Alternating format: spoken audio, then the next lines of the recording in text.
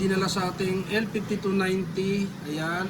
Pag daw nagsi-xerox or nagpo-photocopy, nagkakaroon ng lining sa EDF. Yan, tinan mo yung original, wala ah. Yan, mag-xerox natin. Yan.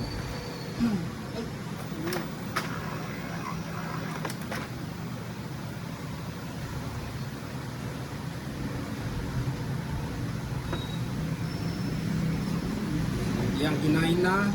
EDF tayo. Tingnan natin yung resulta. Kung ano yung sinasabi ni customer na lining.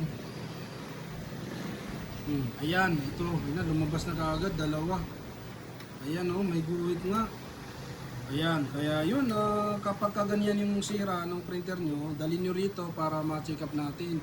Lilinisin yung feeding, halimbawa yung salamin or yung feeder nya. Yan, kaya dapat chinecheck kung hindi pong kaagad papalitan. Halimbawa ng mamaya pinalitan nyo kaagad ng scanner or bumili kayo ng flex. Maganda sa shop kasi may mga parts tayo dito na matitesting nga muna para yung siguradong sira yung papalitan. Ayan yung lining nya oh. Ayan, pre-check up naman tayo rito. 10 AM to 4 PM. Dasmariñas, Cavite. Ayan, Monday to Saturday.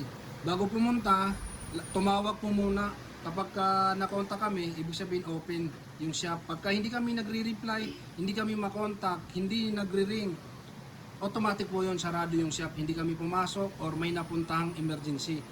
Yan, kaya yun, maraming salamat. Huwag pong kalimutan i-like, i-share yung ating video. Yan, lining.